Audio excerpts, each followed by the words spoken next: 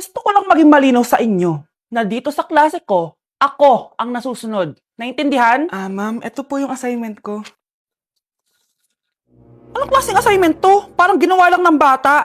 Mababa lang grades mo dito, ha? Pinaghirapan ko yung assignment na yan. Sino ang pambansang bayani natin? Ma'am, Scarlett. Ang pambansang bayani natin ay si... Oops! Napakabagal mo sumagot. Ang pambansang bayani natin. Straight to the point ang kailangan ko sagot. Ayusin yung sumagot, ha? Hindi na kayo elementary. Opo, ma'am. Pinayagan ba kita kumain sa loob ng klase ko? Ma'am. Akin na yan. Kung ayaw niyong binabastos kayo, wag niyo akong bastusin. Ay, oo, be. Kain tayo sa labas mamaya, ha? Hala, galit na si ma'am. Umalis lang ako saglit, ganyan na kayo. First meeting pa lang natin, pinapakita nyo ng mga ugali nyo. Buti pa yung kabilang section, tahimik lang. Kayo na ata ang worst section na napuntahan ko. Kung kami ang worst section, ikaw ang worst teacher. Sorry po, ma'am. At dahil dyan, bibigyan ko kayo ng maraming assignment. Ma'am? Oh, Scarlett, kamusta ka? Sana ikaw na lang ulit teacher namin. Ang sungit ng bago naming teacher eh. Hayaan mo, next quarter, ako na ulit ang magiging teacher nyo. Talaga, ma'am? Thank you, Lord! Good morning, class! Good mood si ma'am ngayon na. Sana good mood lang siya gang mamaya. Bago tayo mag-start, mag-pray muna tayo, okay? Sino gusto mag-lead? Di ako marunong niyan, ikaw na lang. Lalo na ako, di nga ako sumisimba eh. Wala. Pag walang pumunta sa harap, lahat kayo, ia-absent ko! Bes, ikaw na lang. Ma'am, ako na lang po. Madali naman pala kayo kausap eh. Okay, class. So, dito na nagtatapos sa lesson natin.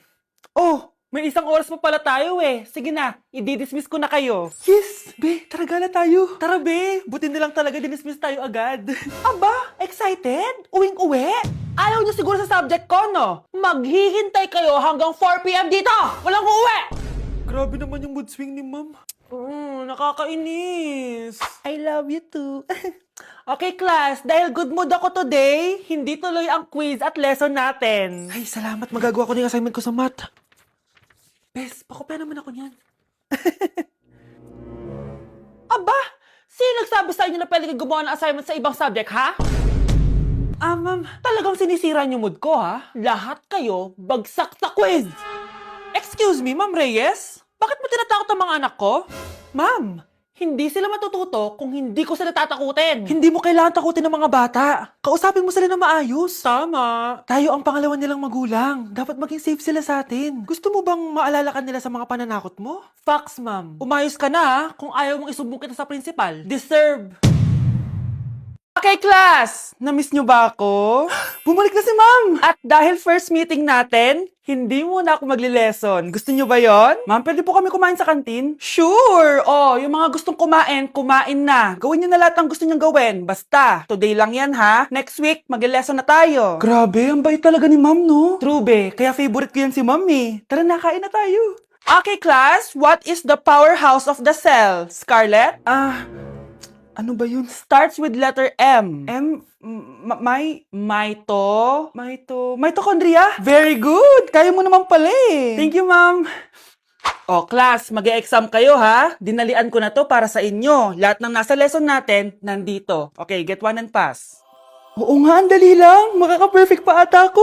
A few moments later. Okay, time's up. Pass your papers.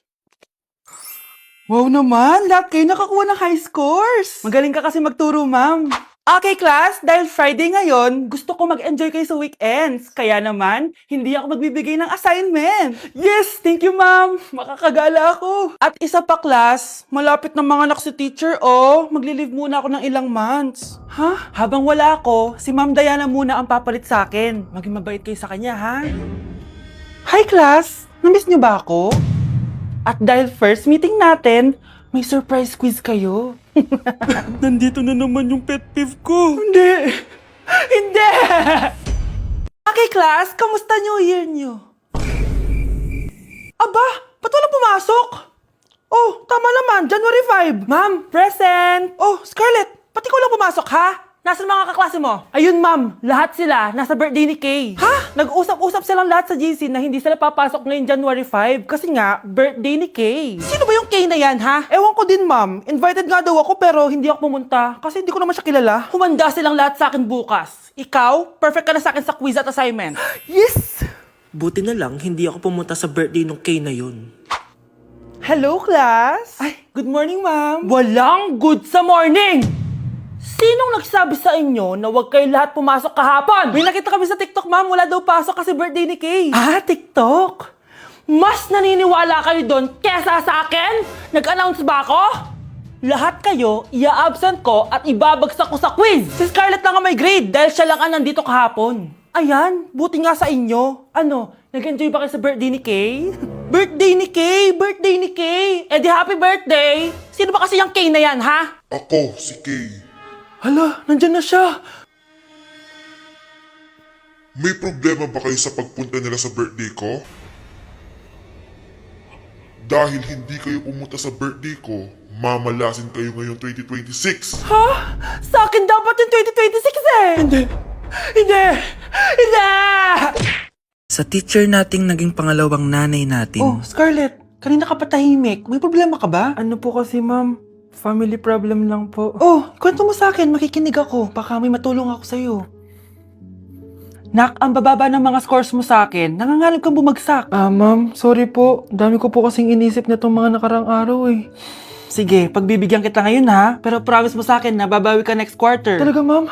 Thank you, ma'am. Babawi ako, promise. sa teacher nating hindi madamot sa grades, Okay, class, pwede na kayo mag-lunch. Oh, hindi ka kakain? Wala po kasi akong baon, ma'am. Oh, eto. Kumain ka na oh. Salamat po, ma'am. Magsabi ka lang sa akin, Nak, ha? Hindi ka makakaisip ng maayos pag wala kang kain. sa teacher nating nagbibigay ng pagkain, sa lahat ng mga teacher sa mundo na nagturo sa amin kung paano lumaban sa buhay, Happy Teacher's Day!